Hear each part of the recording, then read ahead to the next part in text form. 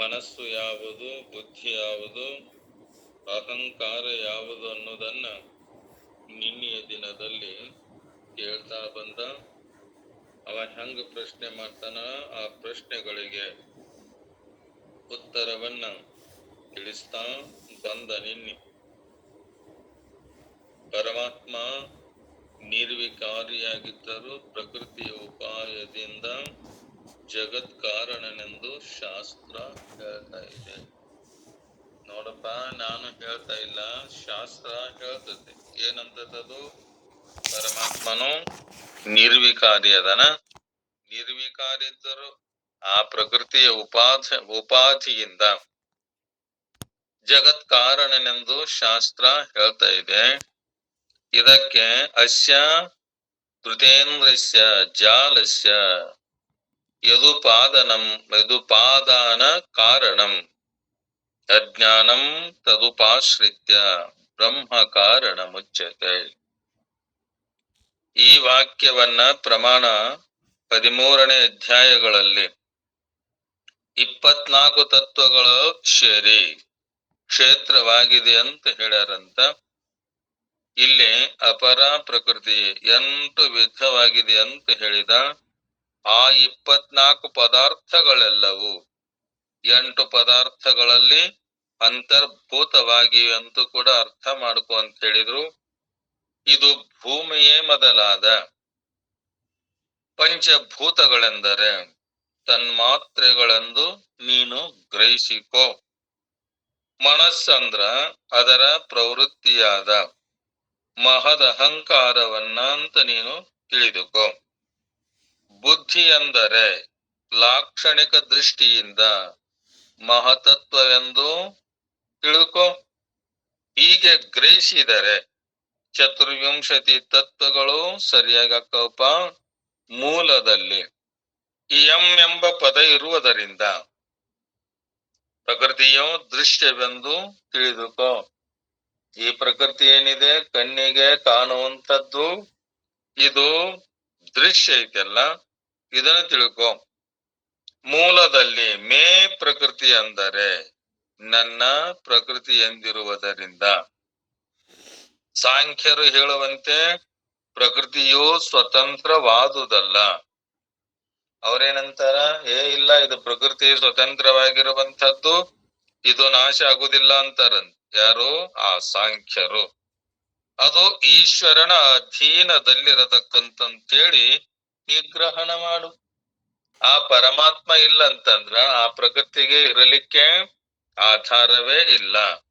ಅಪರ ಪ್ರಕೃತಿ ಅಂತೇಳಿ ಮೂಲದಲ್ಲಿ ಹೇಳ್ಯಾರಲ್ಲ, ಅದು ನಿಕೃಷ್ಟವಾದದ್ದು, ಪರಿಚ್ಛಿನ್ನವಾದದ್ದು, ಇದು ಬಂಧನ ಉಂಟು ಮಾಡುವಂಥದ್ದು ಅಂತ ತಿಳ್ಕೊ. ಪಂಚಭೂತಗಳು ಮನಸ್ಸು, ಬುದ್ಧಿ, ಅಹಂಕಾರವೆಂದು 8 ವಿಧವಾಗಿ ಹೇಳುವ ಅಪರ ಪ್ರಕೃತಿಯಿಂದ ಸ್ಥೂಲ, ಸೂಕ್ಷ್ಮ, ಈ ಪ್ರಪಂಚವೆಲ್ಲವೂ ನಿರ್ಮಿತ ಆಗೈತಲ್ಲ, ಇದಕ್ಕ ಭೋಗಾಯತನವಾದ ಸ್ಥೂಲ ಶರೀರವು, ಭೋಗ ಸಾಧನವಾದ ಸೂಕ್ಷ್ಮ ಶರೀರ, ಭೋಗ್ಯವಾದ ವಿಷಯ ಪ್ರಪಂಚ, ಇವೆಲ್ಲವೂ ಅಪರ ಪ್ರಕೃತಿಯಿಂದಲೇ ಉಂಟಾಗ್ಯಾವಂತ ನೀನು ತಿಳಿದುಕೋ. ಅಪರ ಪ್ರಕೃತಿಗೆ ಸಂಬಂಧಪಟ್ಟ 8 ಪದಾರ್ಥಗಳಲ್ಲಿ ಮೊದಲನೇ 5 ಸ್ಥೂಲ ಶರೀರಕ್ಕೆ ಕಾರಣವಾಗ್ಯಾವ, ಕೊನೆಯ 3 ಸೂಕ್ಷ್ಮ ಶರೀರಕ್ಕೆ ಕಾರಣವಾಗ್ಯಾವ. ಪ್ರಪಂಚದಲ್ಲಿ ನಾವು ಸರಿಯಾಗಿ ತಿಳಿದುಕೊಳ್ಳುವ ಪದಾರ್ಥವು ಅಲ್ಪವಾಗಿದ್ದರು ಅದು ನಮ್ಮ ಉನ್ನತಿಗೆ ಸಾಧನ ಆಗೈತಿ. ಸರಿಯಾಗಿ ತಿಳಿದುಕೊಳ್ಳದ ಆ ಪದಾರ್ಥ ಏನೈತೆ ಅದು ಅಲ್ಪವಾಗಿದ್ದರು ಅದು ನಮ್ಮ ತಲೆಯ ಮೇಲೇರಿ ನಮ್ಮನ್ನ ಆಳನ್ನಾಗಿ ಮಾಡಿ ದುಡಿಸ್ಕೋತದಂತ. ಅದು ನಮ್ಕಿನ ಕಡಿಮೆ ಇದ್ದರು, ಕಣ್ಣಿಗೆ ತೋರ್ತಾ ಇದ್ರು, ಏನ್ ಮಾಡ್ತದದು? ನಮ್ಮ ತಲೆಯ ಮೇಲೇರಿ ನಮ್ಮನ್ನ ಆಳನ್ನಾಗಿ ಮಾಡಿ ದುಡಿಸ್ಕೋತದಂತ. ಅದಕ್ಕೆ ಈ ಪ್ರಕೃತಿ ವಿಷಯವನ್ನ ಸರಿಯಾಗಿ ನೀನು ತಿಳಿದುಕೋ ಅರ್ಜುನ ಅಂತೇಳಿ ಅರ್ಜುನನನ್ನ ನಿಮಿತ್ತ ಮಾಡಿಕೊಂಡು ಶ್ರೀಕೃಷ್ಣ ಪರಮಾತ್ಮ ನಿಮ್ಮೆಲ್ಲರಿಗೆ ಹೇಳ್ತಾನಲ್ಲ.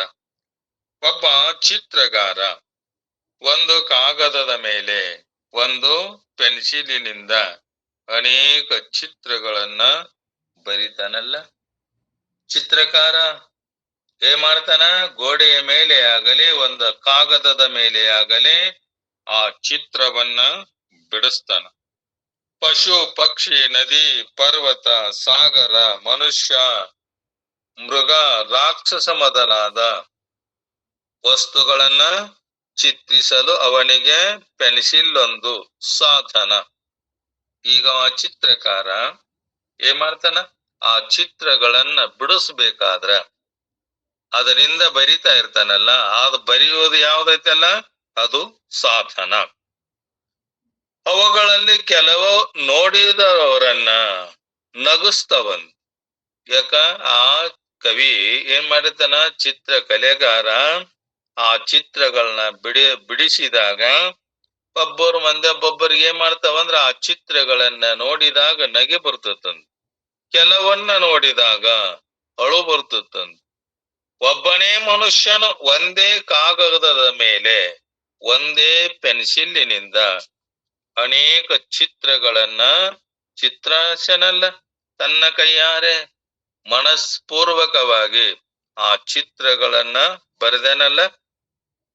ಮತ್ತೊಂದು ಪ್ರಪಂಚದಲ್ಲಿಯ ಗ್ರಂಥಗಳಲ್ಲಿರುವುದು 52 ಅಕ್ಷರಗಳೇ. ಈ 52 ಅಕ್ಷರಗಳೇ ಅನೇಕ ರೂಪವಾಗಿ ತೋರುತ್ತವೆ. ನಾವೆಲ್ಲರೂ 52 ಅಕ್ಷರಗಳನ್ನ ಕಲಿತೀವಂದ್ರ ಅದ್ರಾಗ 52 ಅಕ್ಷರದಲ್ಲಿ ಆ ಜೋಡಣೆ ಮಾಡಿ ಆ ಪದಗಳನ್ನಾಗಲಿ ವಾಕ್ಯಗಳನ್ನಾಗಲಿ ಹೆಂಗ ನಾವು ತಿಳ್ಕೊಂತೀವಲ್ಲ, ಅನೇಕ ರೂಪವಾಗಿ ತೋರ್ತವಲ್ಲ ಅಕ್ಷರಗಳು, ಹಾಗೆ ಪ್ರಪಂಚವು ಇದೆ. ಹೀಗೆ ತೆರನಾಗಿದೆ. ಸೃಷ್ಟಿಕರ್ತನೊಬ್ಬನೇ ಒಂದೇ ಪ್ರಕೃತಿಯಿಂದ ಅನೇಕ ವಿಧವಾಗಿ ವಸ್ತುಗಳನ್ನ ಸೃಷ್ಟಿಸಿದ್ದಾನೆ. ಯಾವನಂತೆ? ಒಬ್ಬ ಚಿತ್ರಕಾರ ತನ್ನ ಪೆನ್ಸಿಲಿಂದ ಅನೇಕ ಆ ಚಿತ್ರಗಳನ್ನ ಬಿಡಿಸನಲ್ಲ. ಗಣೇಶನ ಚಿತ್ರ ಆಗಿರಬಹುದು, ಜಗನ್ಮಾತೆ ಚಿತ್ರ ಆಗಿರಬಹುದು, ಪರಮಾತ್ಮನ ಚಿತ್ರ ಆಗಿರಬಹುದು. ಯಾವುದು ತನ್ನ ಮನಸ್ಸಿಗೆ ಸಂತೋಷ ಆಗುವ ಹಾಗೆ ಹೆಂಗವ ಚಿತ್ರ ಬರಿತಾನಲ್ಲ, ಅದರಂತೆ ಸೃಷ್ಟಿಕರ್ತನೊಬ್ಬನೇ ಆ ಭಗವಂತ ಸೃಷ್ಟಿಕರ್ತದನಲ್ಲ. ಒಂದೇ ಪ್ರಕೃತಿಯಿಂದ ಅನೇಕ ವಿಧವಾದ ವಸ್ತುಗಳನ್ನ ಸೃಷ್ಟಿಸಿದ್ದಾನೆ.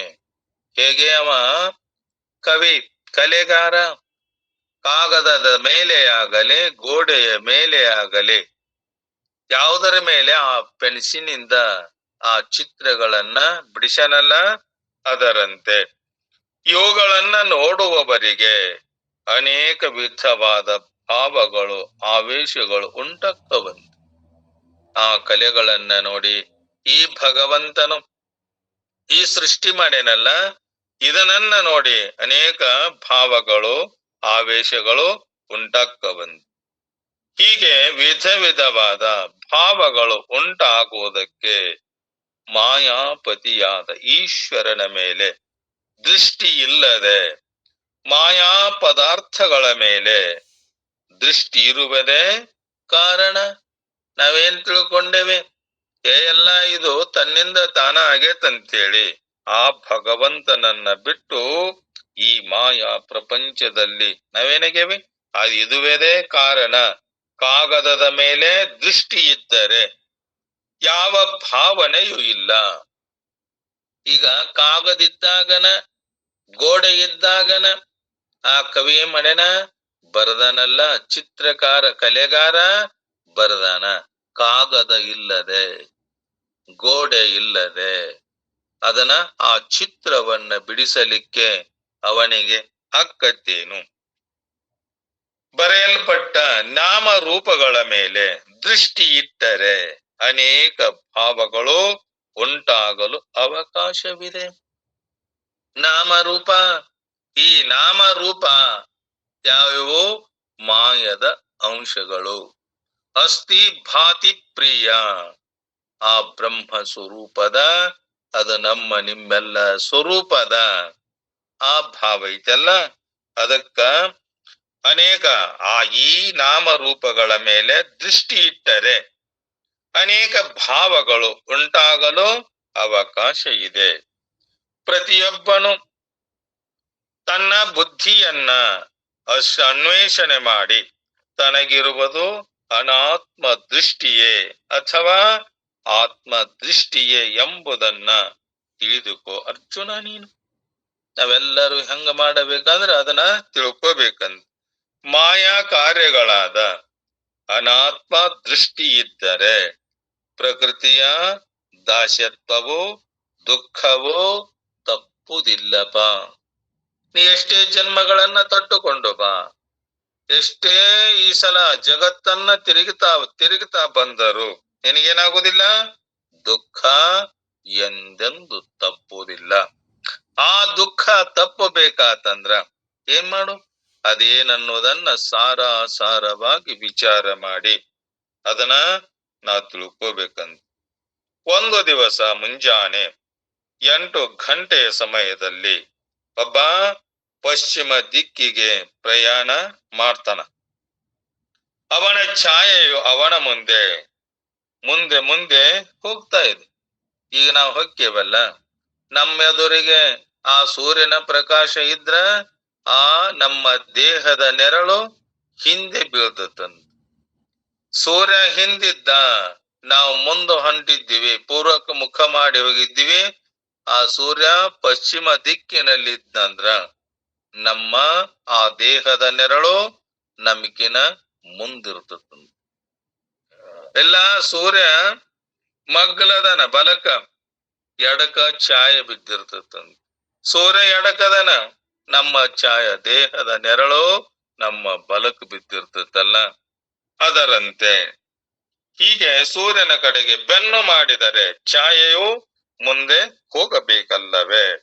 ಹಾಗೆ ಅವನ ಮನಸ್ಸಿನಲ್ಲಿ ಈ ಛಾಯೆಯು ನನಗಿಂತ ಹಿಂದೆ ಹುಟ್ಟಿ ನನಗಿಂತ ಮುಂದೆ ಹೋಗುತ್ತಿದೆ, ಇದು ನನಗಿನ ಹಿಂದೆ ಹುಟ್ಟೈತೆ, ಅದು ಹುಟ್ಟೈತೇನು? ದೇಹ ಇದ್ದಾಗನ ಅದು ಛಾಯೆ ಇದೆ ಅಲ್ಲದೆ. ಛಾಯೆ ಅಂದ್ರ ದೇಹದ ನೆರಳು. ನನಗಿಂತ ಹಿಂದೆ ಹುಟ್ಟಿದ್ದು ನನ್ನ ಹಿಂದೆ ಇರಬೇಕಲ್ಲವೇ? ಇದು ನನಗೆ ಅವಮಾನ, ಇದನ್ನ ಹಿಂದೆ ಹಾಕಬೇಕೆಂದು ಓಡಿದ. ಎಲ್ಲಿ ಓಡಿದರು, ಎಷ್ಟು ಓಡಿದರು, ಆ ಛಾಯೆ ನೆರಳು ಹಿಂದ ಹೋಗಬಹುದೇ? ಹಾರಿದ, ಧುಮುಕಿದ, ಏನು ಆಗಲಿಲ್ಲ. ಎದುರಿಗೆ ಒಬ್ಬ ಸ್ನೇಹಿತ ಬಂದಾಗಂತಾನೆ, ಏನಯ್ಯ ಕಷ್ಟಪಡುವೆ? ಅಲ್ಲೋ ಸ್ನೇಹಿತನೇ, ಹೇ ಮಿತ್ರನೇ, ನೀ ಯಾಕ ಇಷ್ಟ ಕಷ್ಟ ಪಡ್ತೀಪ ಅಂತ ಕೇಳಿದ. ಅವನು ತನಗೆ ತೋಚಿದ ಸಂಗತಿಯನ್ನ ತಿಳಿಸ್ತಾನ. ಅಂತಾನ, ಅಲ್ಲ, ಈ ದೇಹದ ನೆರಳು ನನಕಿನ ಹಿಂದ್ಗಡೆ ಹುಟ್ಟಿತಲ್ಲ, ಇದು ನನಕಿನ ಮುಂದುಗಡೆ ಹೊಕ್ಕತಿ ಅಂದ. ಆಗವ ಅಂದ, ಮಿತ್ರ, ಅಲ್ಲಪ್ಪ, ಅವನನ್ನ ಸೂರ್ಯನ ಕಡೆ ಮುಖ ಮಾಡಿ ನಡೆ. ಈ ಸೂರ್ಯ ಅದನಲ್ಲ, ಆ ಸೂರ್ಯನ ಕಡೆ ನೀನು ಮುಖ ಮಾಡಿ ನಡೆ ಅಂತಂದ. ಆಗ ಛಾಯೆ ಅವನ ಹಿಂದೆ ನಾಯಿಯಂತೆ ಬಂತ. ಹಿಂದೆ ಯಾಕ? ಎಲ್ಲೇ ಆ ಸೂರ್ಯನ ಕಿರಣ ಎದುರಿಗಿದ್ದಾಗ ಛಾಯೆ ಹಿಂದೆ ಬಂತಂತ. ಅದರಂತೆ ಇದರಿಂದ ಆತ್ಮನ ಕಡೆಗೆ ಬೆನ್ನು ಮಾಡಿ ಪ್ರಕೃತಿಯ ಕಡೆಗೆ ಮುಖ ಮಾಡಿದರೆ ದುಃಖವೇ ದುಃಖ.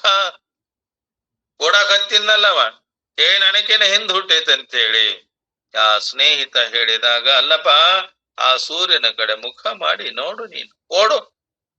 ಅವನ ಹಿಂದ್ ಮಾಡಿಕೊಂಡು ನೀ ಮುಂದೋಡಕತ್ತಿದ ಅಂದ್ರ ಇದೈತಂದ್ರ ಅದ ಹೆಂಗ ನೀನು ಸರಿಯಾಕತ್ತಪ್ಪ, ಆಗುದಿಲ್ಲ ಅಂದಾಗ.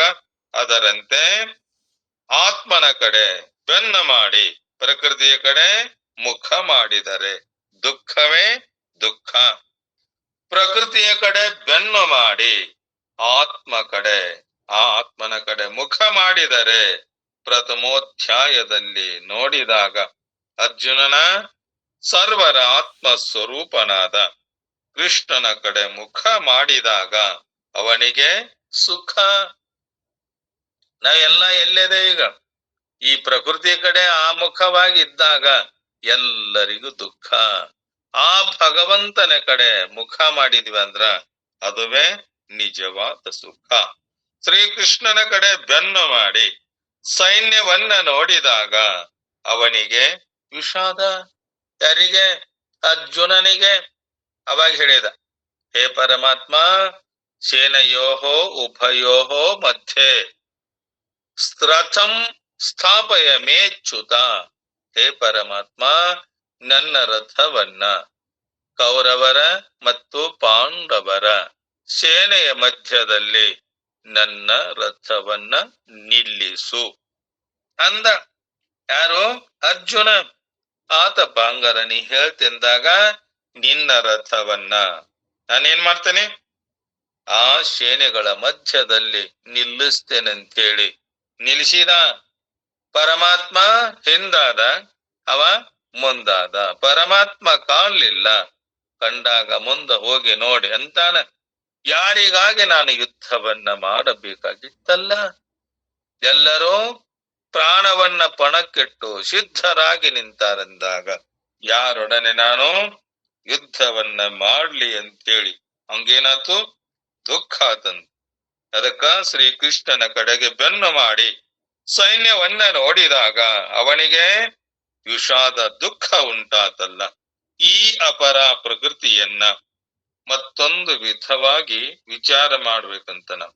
ಎದುರಿಗೆ ಸ್ಥೂಲವಾಗಿ ತೋರುವುದು ಭೂಮಿ, ನಮ್ಮ ಕಣ್ಣಿಗೆ ಕಾಣುವ ಈ ಭೂಮಿ. ಅದರ ಕಾರಣ ಆಕಾಶಕ್ಕೆ ಮನಸ್ಸು, ಮನಸ್ಸಿಗೆ ಮಹತತ್ವವೆಂಬ ಏನಿದೆ ಸಮಷ್ಟಿ ಬುದ್ಧಿ. ಈ ಮಹತತ್ವಕ್ಕೆ ಅವ್ಯಕ್ತ ಕಾರಣ ಈ 8 ಈಶ್ವರನ ಅಪರ ಪ್ರಕೃತಿ. ಇದನ್ನ ಆಂತರ್ಯದಿಂದ ಹೊರಕ್ಕೆ ತಿಳಿಯುತ್ತಾ ಬಂದರೆ ಸುಲಭವಾಗಿ ಗೋಚರವಾಗಬಹುದು ಆ ಭಗವಂತನ ಎಲ್ಲ ವ್ಯವಸ್ಥೆ. ಪ್ರಪಂಚದಲ್ಲಿ ತೋರುವ ಪ್ರತಿಯೊಂದು ಕಾರ್ಯಕ್ಕೆ ಕಾರಣವಿರಬೇಕಲ್ಲ. ಕಾರಣವಿಲ್ಲದೆ ಕಾರ್ಯವಿಲ್ಲ.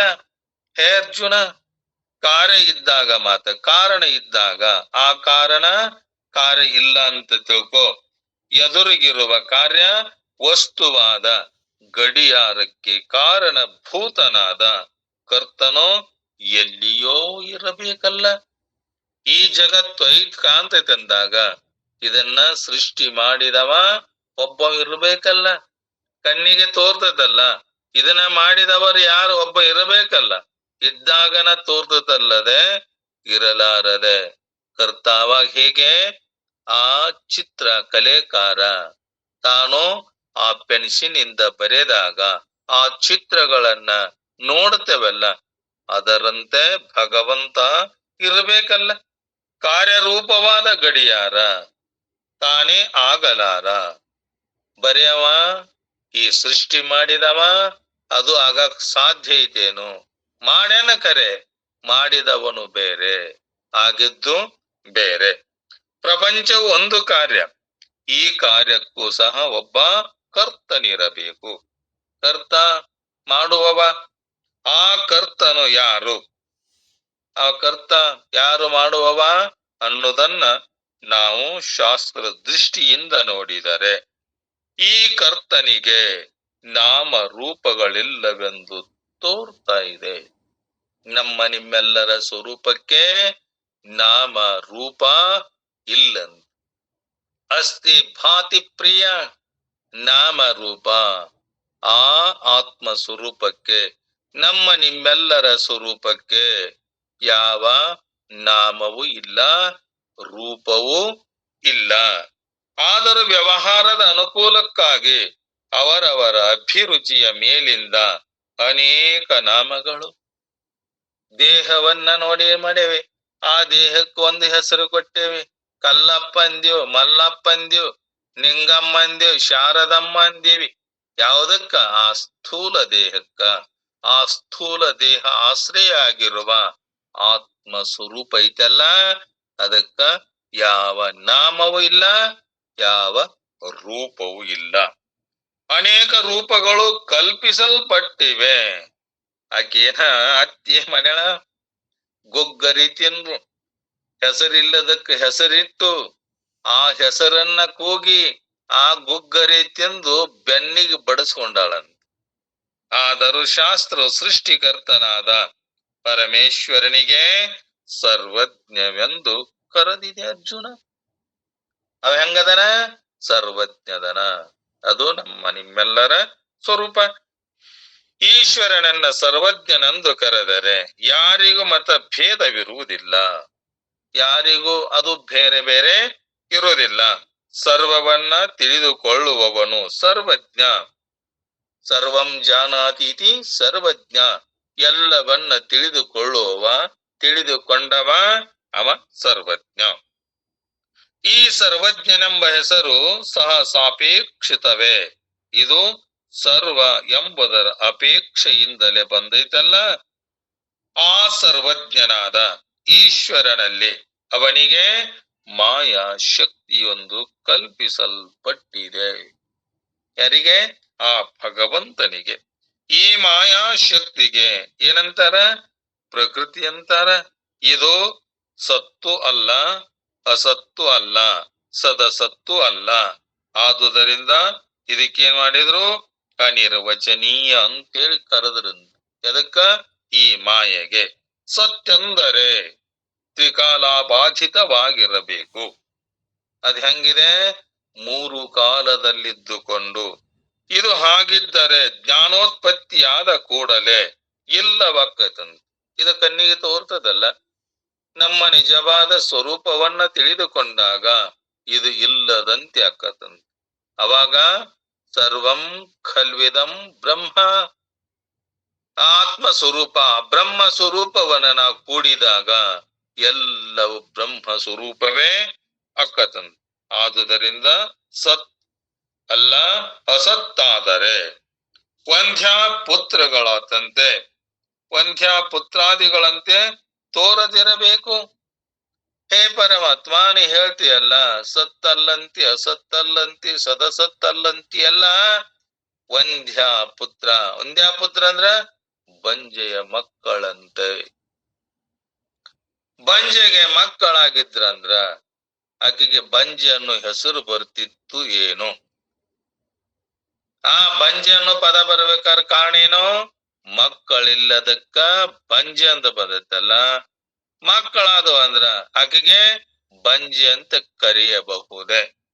ಅದಕ್ಕ ವಂದ್ಯಾ ಪುತ್ರಗಳಂತೆ, ಆ ಪುತ್ರಾದಿಗಳಂತೆ ತೋರದಿರಬೇಕು. ಇದು ಪ್ರಪಂಚಾಕಾರವಾಗಿ ತೋರುವುದರಿಂದ ಅಸತ್ತು ಅಲ್ಲ, ಮತ್ತ ವಿರೋಧ ಲಕ್ಷಣಗಳಾಗಿರುವುದರಿಂದ ಸದಸತ್ತು ಅಲ್ಲ. ಹಾಗಾದ್ರ ಇದು ಪರಮೇಶ್ವರನಲ್ಲಿರುವುದಕ್ಕೆ ಪ್ರಮಾಣವೇನು? ಸತ್ತಲ್ಲಂತ ಹೇಳಿದೆ, ಅಸತ್ತಲ್ಲಂತ ಹೇಳಿದೆ, ಸದಸತ್ತಲ್ಲಂತ ಹೇಳಿದಲ್ಲ. ಈ ಪರಮಾತ್ಮನಲ್ಲಿರುವ ಆ ಪ್ರಮಾಣ, ಆ ಪರಮೇಶ್ವರನಲ್ಲಿರುವುದಕ್ಕೆ ಪ್ರಮಾಣವೇನು? ಅಂದ್ರ ಕಾರ್ಯರೂಪದಿಂದ ಊಹಿಸಿ ತಿಳಿದುಕೋಬೇಕಂತ. ಹೇ ಅರ್ಜುನ, ಈ ತೆರನಾಗಿ ನೀನು ತಿಳಿದುಕೊಳ್ಳು.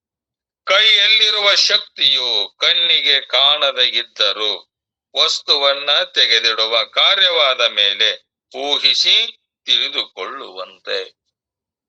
ಈ ನಮ್ಮ ದೇಹದಲ್ಲಿ ಶಕ್ತಿ ಇದ್ದಾಗ ಯಾವುದೇ ಒಂದು ಭಾರವಾಗಿರುವ ಆ ವಸ್ತುಗಳನ್ನ ಎತ್ತಿಡುವ ಸಾಮರ್ಥ್ಯ ನಮಗ್ ಬರ್ತದಲ್ಲ.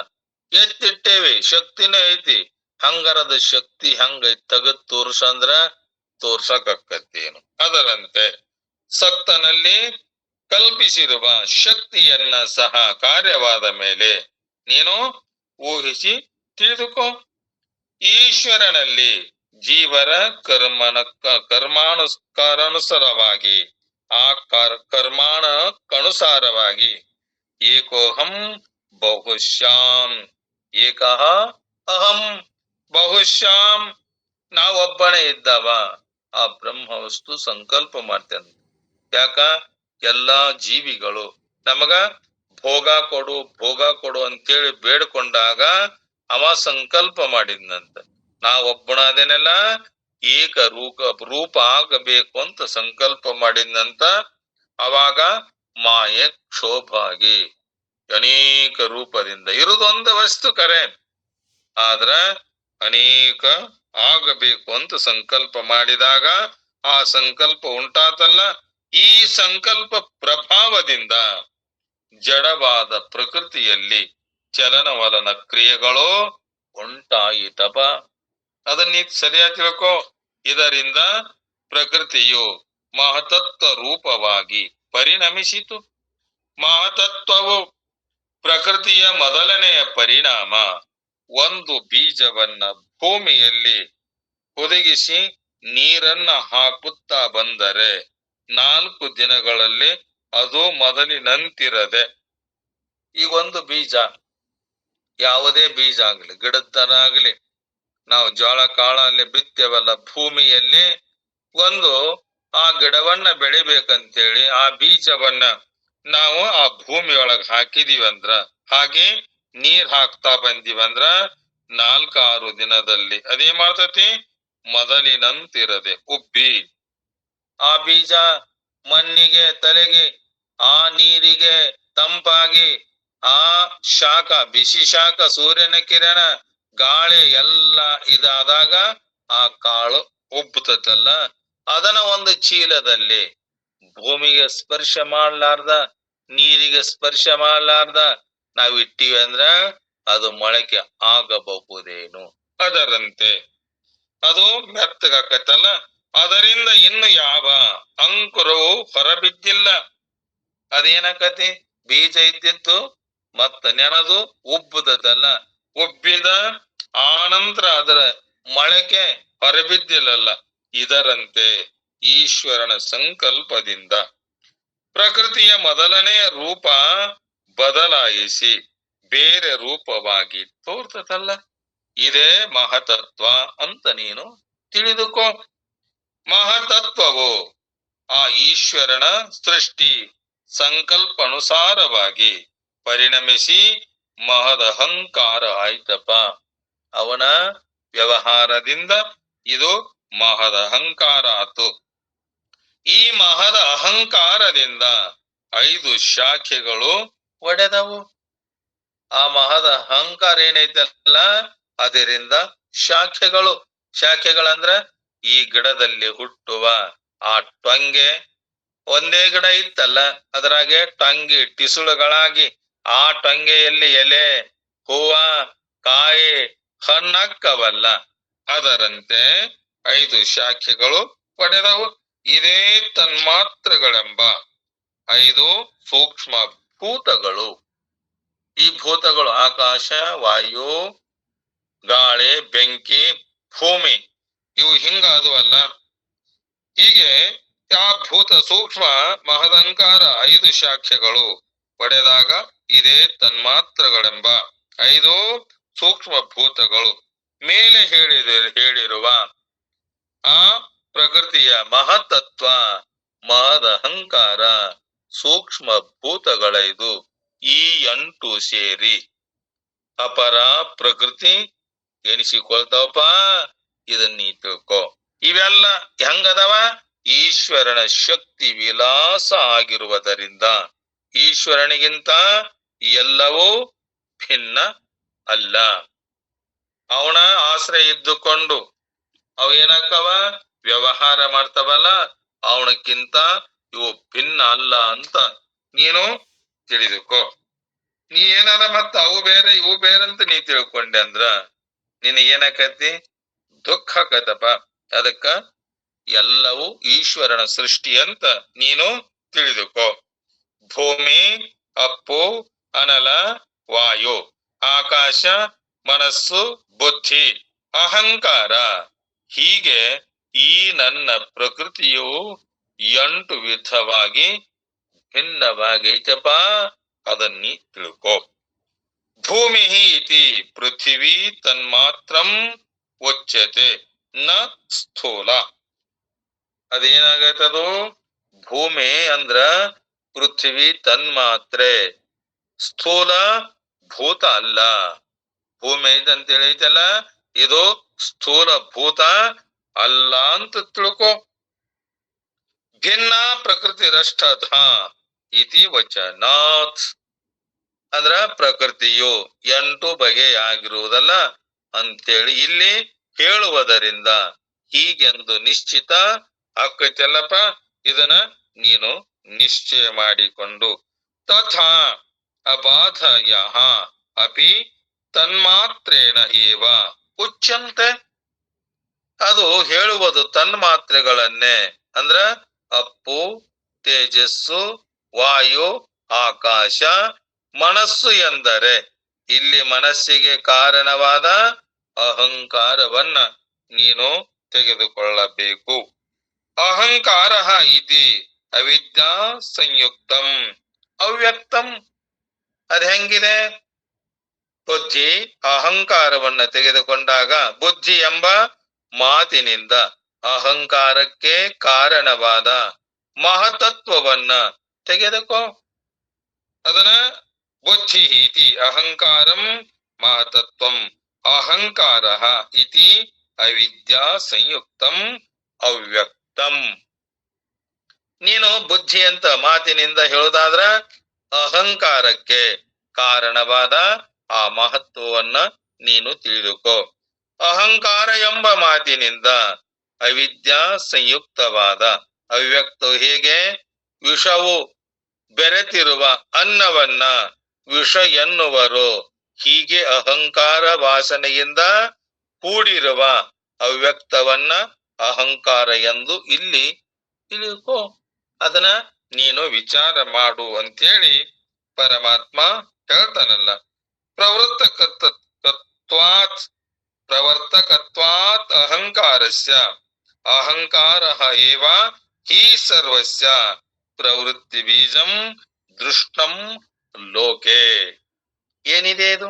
ವಾಸನೆಯಿಂದ ಕೂಡಿರುವ ಅವ್ಯಕ್ತವನ್ನ ಅಹಂಕಾರವಂದ ತಿಳ್ಕೋ.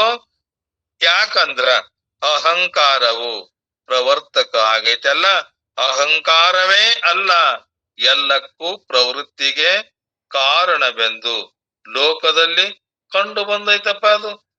ಅದಕ್ಕೆ ನೀನು ಅದನ್ನ ತಿಳಿದುಕೋ. ಏವಂ ಅಹಂಕಾರ ವಾಸನಾವತ್ ಅವ್ಯಕ್ತ ಮೂಲ ಕಾರಣಂ ಅಹಂಕಾರ ಇತಿ ಉಚ್ಯತೆ. ಅಹಂಕಾರವಲ್ಲವೇ ಎಲ್ಲಕ್ಕೂ ಆ ಪ್ರವೃತ್ತಿಗೆ ಕಾರಣವೆಂದು ಲೋಕದಲ್ಲಿ ಕಂಡು ಬರುವುದರಿಂದ ಹೀಗೆ ಮೇ ಮತ ನನ್ನ ಪ್ರಕೃತಿ ಅದು ಏನಂತ ತಿಳ್ಕೊ. ಅಹಂಕಾರ ಹಿ ಸರ್ವಸ್ಯ ಪ್ರವೃತ್ತಿ ಬೀಜಂ ದೃಷ್ಟಂ ಲೋಕೆ ಇತಿ ಇಯಂ ಯಥಾ ಉಕ್ತ ಪ್ರಕೃತಿ ಮೇ ಮಮ ಈಶ್ವರಿ ಮಾಯಾ ಶಕ್ತಿ ಅಷ್ಟಧಾ ಭಿನ್ನ ಭೇದಂ ಆಗತ. ಇದನ್ನ ನೀನೇನ್ ತಿಳ್ಕೋ. ನನ್ನ ಮಾಯೆಯ ಶಕ್ತಿ 8 ಬಗೆಯಾಗಿ ಬೇರ್ಪಟ್ಟಿರುವುದು ಅಲ್ಲಪ್ಪ. ಅದ 8 ಭೇದಗಳಾಗೈತಲ್ಲ, ಅದನ್ನ ನೀ ತಿಳ್ಕೋ ಅರ್ಜುನ ಅನ್ನೋದನ್ನ ಶ್ರೀಕೃಷ್ಣ ಪರಮಾತ್ಮ ಅರ್ಜುನನನ್ನ ನಿಮಿತ್ತ ಮಾಡಿಕೊಂಡು ನಿಮ್ಮೆಲ್ಲರಿಗೆ ಹೇಳ್ತಾನಲ್ಲ. ಅದಕ್ಕ ಗಂಧ ತನ್ಮಾತ್ರ ಲಕ್ಷಣೆಯುಳ್ಳ ಕಾರಣ ಸ್ವರೂಪವಾದ ಸೂಕ್ಷ್ಮ ಪೃಥ್ವಿಯು ಕಾರ್ಯಾತ್ಮಕ ಸ್ಥೂಲ ಪೃಥ್ವಿಯಲ್ಲ. ಯಾಕಂದ್ರ ಭಿನ್ನ ಪ್ರಕೃತಿ ರಷ್ಟದ. ಇದರಿಂದ ಭೂಮಿ ಮೊದಲಾದ 8ರಲ್ಲಿ ಪ್ರಕೃತಿತ್ವ ಪ್ರತಿಪಾದನೆ ಮಾಡಿದ್ದಾರಲ್ಲ.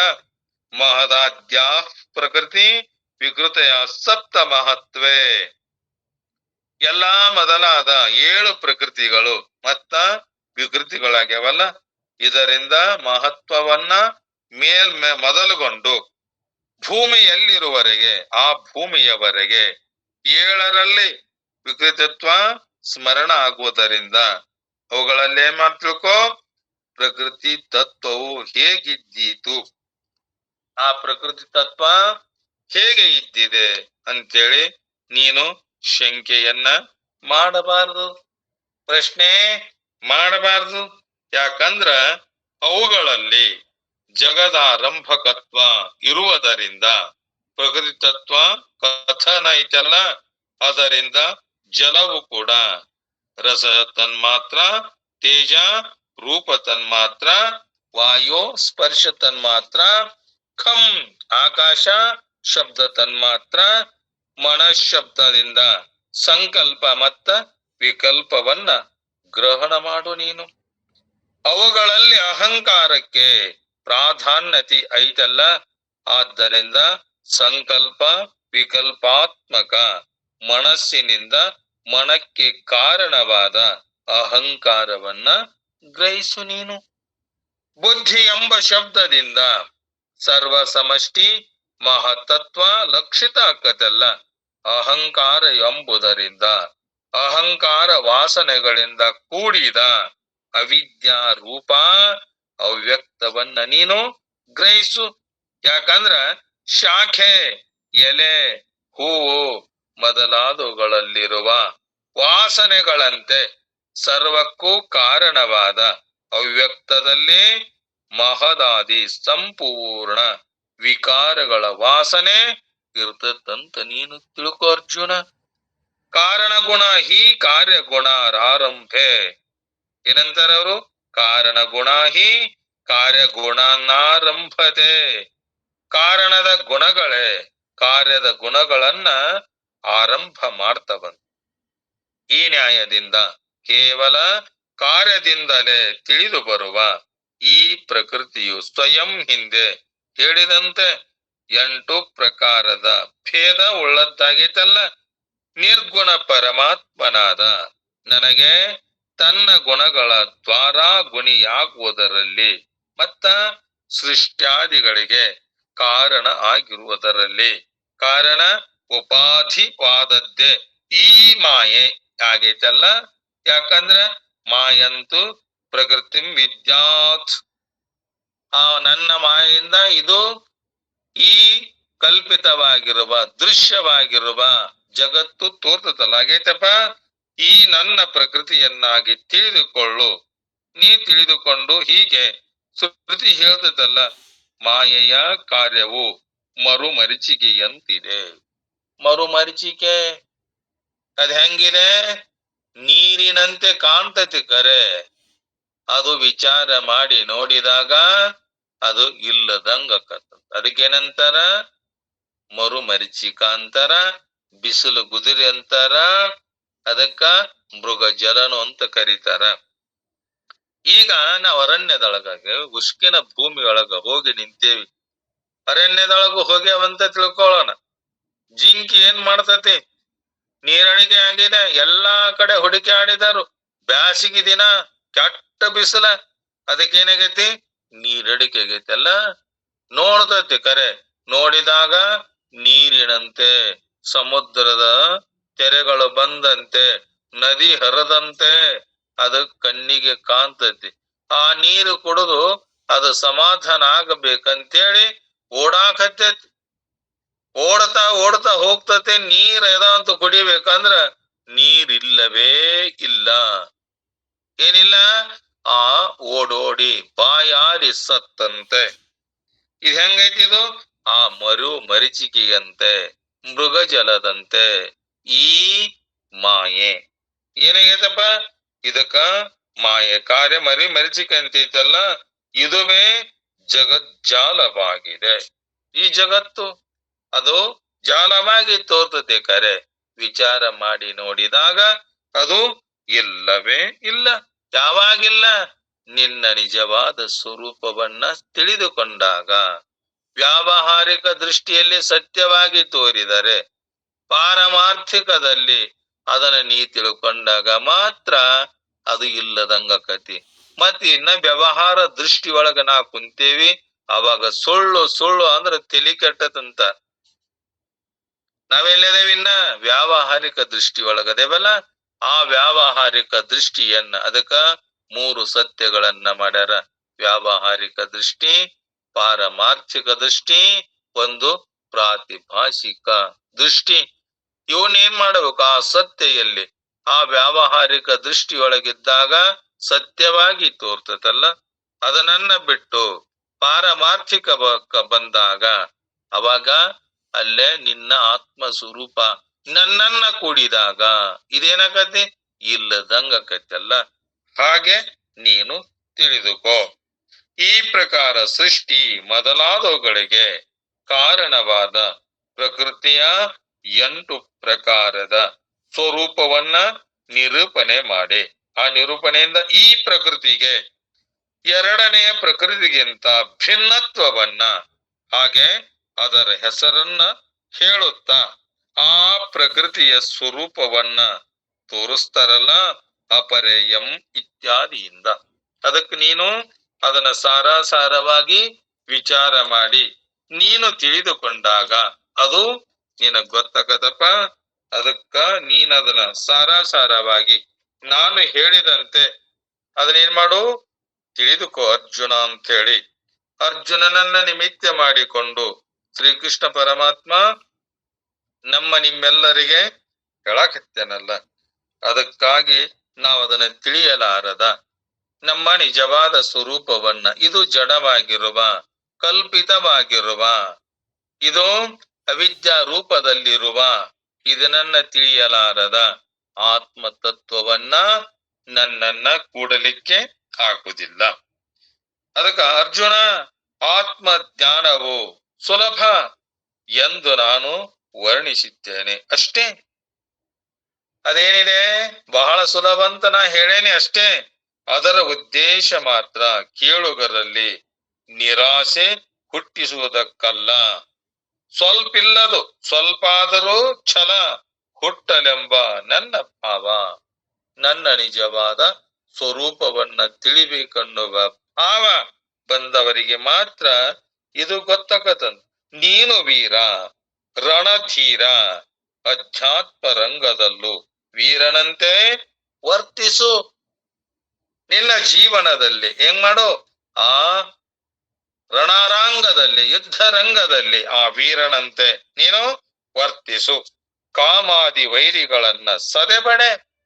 ಕಾಮ ಕ್ರೋಧ ಲೋಭ ಮೋಹ ಮದ ಮತ್ಸರಗಳದ ಬಲ, ಅವನೇನ್ ಮಾಡು, ಆ ಕಾಮಾದಿ ವೈರಿಗಳನ್ನ ಸದೆಬಡೆ. ಆತ್ಮಜ್ಞಾನ ಸ್ವೀಕಾರಕ್ಕಾಗಿ ಸನ್ನದ್ಧನಾಗು.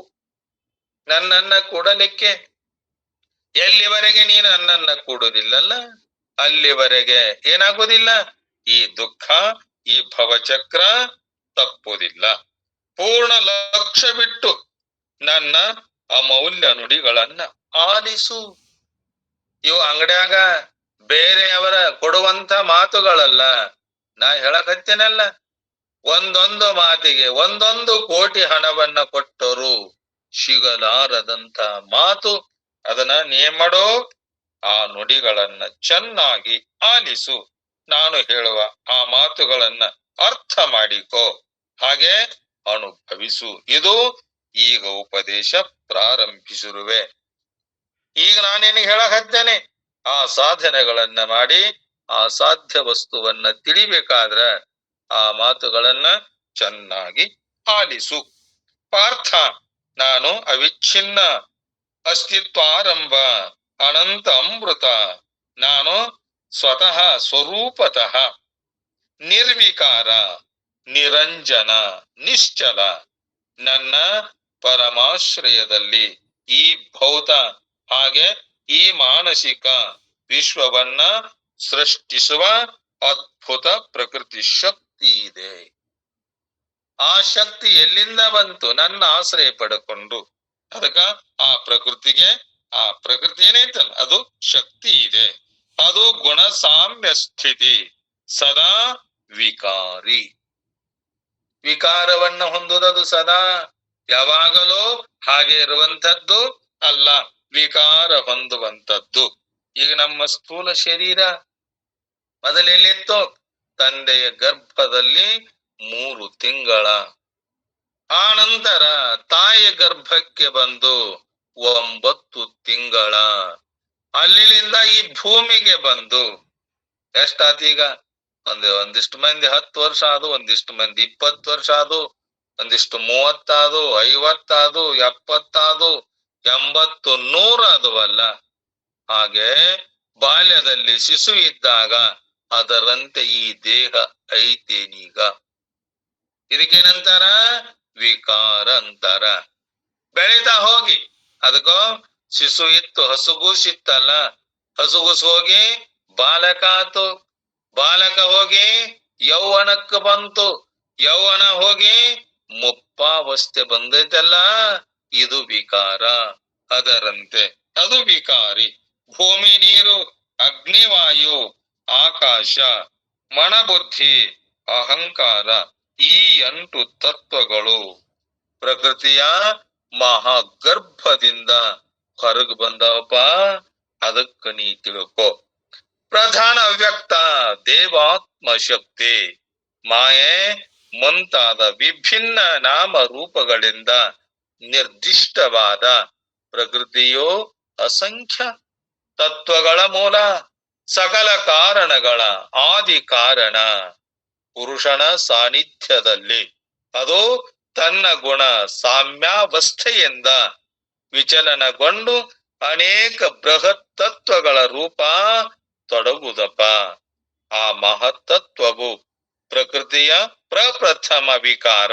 ಅದರ ನಂತರ ಕ್ರಮವಾಗಿ ಅಹಂಕಾರ, ಶಬ್ದ, ಸ್ಪರ್ಶ, ರೂಪ, ರಸ, ಗಂಧ, ಈ ತನ್ಮಾತ್ರೆಗಳು ಮೂಡಿ ಬರ್ತಾವಲ್ಲ, ಆ ಬಳಿಕ ಪಂಚಭೂತ, ಮನ, ಬುದ್ಧಿ, ಅಹಂಕಾರ, ಚಿತ್ತಗಳು, ಶ್ರೋತ್ರಾದಿ ಬಾಹೇಂದ್ರಿಯಗಳು ದೇಹ ನಿರ್ಮಾಣಗೊಂಡುವಪ. ಆ ಮಹತ್ತಿನಿಂದ ದೇಹದವರೆಗಿನ ಸಕಲ ತತ್ವಗಳು, ಪದಾರ್ಥಗಳು ಪ್ರಕೃತಿ ಜನ್ಯವಾಗಿರುವುದರಿಂದ ವಿಕೃತಿ ಎನಿಸಿವೆ. ಇದನ್ನ ತಿಳ್ಕೋ. ಇದನ್ನ ಎಲ್ಲಿ ಸಿಗುದಿಲ್ಲ ಈ ಮಾತು. ನಾ ಎಷ್ಟೇ ಹಣವನ್ನ ಕೊಟ್ಟು ಇದನ್ನ ತಿಳ್ಕೋಬೇಕಂದ್ರ ಈ ಎಲ್ಲೂ ಸಿಗುದಿಲ್ಲೋ ಈ ಮಾತು. ಮಹತ್ತು ಅಹಂಕಾರ ಮತ್ತ ಪಂಚ ತನ್ಮಾತ್ರೆಗಳು ತಮ್ಮ ಮುಂದಿನ ತತ್ವಗಳ ಉದಯಕ್ಕೆ ಕಾರಣವಾಗಿರುವುದರಿಂದ ಇದಕ್ಕೇನಂದ್ರು ಪ್ರಕೃತಿ ಅಂತ ಹೇಳ್ಯಾರ. ಅದಕ್ಕೆ ಉಳಿದ ತತ್ವಗಳು ಮಾತ್ರ ಕೇವಲ ವಿಕೃತಿಗಳು. ಸಂಕ್ಷೇಪವಾಗಿ ಹೇಳುವುದಾದರೆ ಅವ್ಯಕ್ತ ಶಕ್ತಿಯೋ ಮಹಾ ಪ್ರಕೃತಿ. ಮಹತ್ತಿನಿಂದ ಗಂಧ ತನ್ಮಾತ್ರೆಯವರೆಗಿನ ಸಪ್ತ ತತ್ವಗಳು ಪ್ರಕೃತಿಯ ವಿಕೃತಿಗಳು. ಹಾಗೆ ಮುಂದಿನ ವಿಕೃತಿಗಳ ಪ್ರಕೃತಿಗಳು. ಉಳಿದ ವಿಶ್ವವೆಲ್ಲ ವಿಕೃತಿ. ಇದೆಲ್ಲ ವಿಕೃತಿ. ಭೂಮಿ, ಆಪಹ, ಅನಲಹ, ವಾಯು, ಹಾಗೆ ಖಂ ಎಂಬ ಶಬ್ದಗಳು ಇವೆಲ್ಲ ಪಂಚ ತನ್ಮಾತ್ರೆಗಳನ್ನ, ಮನಸ್ಸು ಎಂಬ ಶಬ್ದ ವೈಕಾರಿಕ ಅಹಂಕಾರವನ್ನ, ಅಹಂಕಾರವೆಂಬ ಶಬ್ದವು ತೇಜಸ್ಯ ಭೂತಾದ್ಯ ಅಹಂಕಾರವನ್ನ, ಬುದ್ಧಿ ಎಂಬ ಶಬ್ದವನ್ನ, ಮಹತತ್ವವನ್ನ ನಿರ್ದೇಶಿಸುತ್ತಿವೆ. ಈ 8 ತತ್ವಗಳು ಪ್ರಕೃತಿಯ ಅಷ್ಟ ರೂಪಗಳೆನಿಸಿವೆಯಪ್ಪ. ಅದಕ್ಕಿದನ್ನೇ ತಿಳ್ಕೊ. ಮೇ ಪ್ರಕೃತಿ ಅಷ್ಟ ಪ್ರಕಾರವಾದ ಆ ಬೃಹತ್ ಪ್ರಕೃತಿಯು ಸ್ವತಂತ್ರ ಅಲ್ಲಪ. ಅದಕ್ಕೇನಿಲ್ಲ, ಸ್ವತಂತ್ರವಾಗಿ ಇರುವಂಥದ್ದು ಅಲ್ಲ. ಅನಾದಿ ಅಮರವಾದರೂ ಅದೇ ಅಂತಿಮ ಸತ್ಯ ಅಲ್ಲ. ಯಾವಾಗ ಆ ನಿನ್ನ ನಿಜವಾದ ಸ್ವರೂಪವನ್ನ ತಿಳಿದುಕೊಂಡಾಗ, ನನ್ನನ್ನ ನೀನು ಕೂಡಿದಾಗ, ಇದು ಎಷ್ಟೇ ವಿಕಾರವಾಗಿ ಎಷ್ಟೇ ತೋರಿದರೂ ಇದೇನಿಲ್ಲ, ಸತ್ಯವಾಗಿರುವಂಥದ್ದು ಅಲ್ಲ. ವಿಶ್ವವನ್ನೆಲ್ಲ ತನ್ನಲ್ಲಿ ಗರ್ಭೀಕರಿಸಿಕೊಂಡಿದ್ದರೂ ತಾನು ನಿರಂಕುಶ ಮತ್ತ ನಿರಾಲಂಬ ವಸ್ತುವಲ್ಲ. ಪರಮಾತ್ಮ ನಿಶ್ಚಿಮ ವಿಸ್ತಾರದಲ್ಲಿ ಅದು ನೆಲೆಸಿದೆ. ದೇವನ ಸಾನ್ನಿಧ್ಯವೇ ಪ್ರಕೃತಿಯ ಬಾಳಿಗೆ ಆಧಾರ ಅಲ್ಲ. ಅದು ವಿಕಾಸಗೊಂಡಾಗ ವಿಚಿತ್ರ ವಿಶ್ವವನ್ನ ರಚಿಸುವ ಅದು ದೇವನ ಸ್ವತ್ತು. ಇದೆಲ್ಲ ಏನಿದೆ, ದೇವನ ಮನೆಯದು ಈ ಜಗವೆಲ್ಲ. ಬಾಡಿಗೆದಾರರು ಜೀವಿಗಳೆಲ್ಲ. ನಾವೆಲ್ಲ ಬಾಡಿಗೆ ಮನೆ ಆಗದೆಲ್ಲ ಅದೇವಲ್ಲ. ಅದಕ್ಕಾದುದರಿಂದ ಭಗವಂತೇನಂದ, ಮೇ ಪ್ರಕೃತಿ, ನನ್ನ ಪ್ರಕೃತಿ ಅಂತ ವರ್ಣನೆ ಮಾಡ್ಯಾನ. ಮೇಲೆ ನಿರೂಪಿತವಾದ ಅಷ್ಟಥಾ ಪ್ರಕೃತಿಯು ಅಪರ. ಮುಂದಿನ ಮಂತ್ರದಲ್ಲಿ ಪರಾ ಪ್ರಕೃತಿಯ ಬಗ್ಗೆ ಹೇಳ್ತಾನ. ಯಾರು? ಆ ಭಗವಂತ. ಅದನ್ನ ಪರಾ ಪ್ರಕೃತಿ ಅಂದ್ರೇನು, ಅಪರ ಪ್ರಕೃತಿ ಅಂದ್ರೇನು, ಅದನ್ನ ಸರಿಯಾಗಿ ನೀನು ತಿಳಿದುಕೊಂಡು ಈ ನನ್ನನ್ನ ಕೂಡಬೇಕಾದ್ರ ನೀನು ಇದನ್ನ ಚೆನ್ನಾಗಿ ತಿಳಿದುಕೊಂಡಾಗ ಮಾತ್ರ ನನ್ನ ತಿಳಿಯಲಿಕ್ಕೆ ಹಗರಕದಪ ಅರ್ಜುನ ಅಂತೇಳಿ ಅದರ ಬಗ್ಗೆ ಸವಿಸ್ತಾರವಾಗಿ ಶ್ರೀಕೃಷ್ಣ ಪರಮಾತ್ಮ ಹೇಳೇನಲ್ಲ. ನಮ್ಮ ಜೀವನದಲ್ಲಿ ಅವರು ಹೇಳಿದ ಆ ಸದ್ಗುರುನಾಥರು ತಿಳಿಸಿಕೊಟ್ಟಿರುವ, ಶ್ರೀಕೃಷ್ಣ ಭಗವಂತ ತಿಳಿಸಿಕೊಟ್ಟಿರುವ ಹಂತದ ಆ ತತ್ವವನ್ನ ತಿಳಿದುಕೊಂಡು ಅವನನ್ನ ಕೂಡುವ ಸದ್ಬುದ್ಧಿಯನ್ನ ಸದ್ಗುರುನಾಥ ಶ್ರೀಕೃಷ್ಣ ಪರಮಾತ್ಮ ನಮ್ಮ ನಿಮ್ಮೆಲ್ಲರಿಗೆ ಕೊಟ್ಟು ಕಾಪಾಡಂತೇಳಿ 2 ವಾಕ್ಯ ಪುಷ್ಪಗಳನ್ನು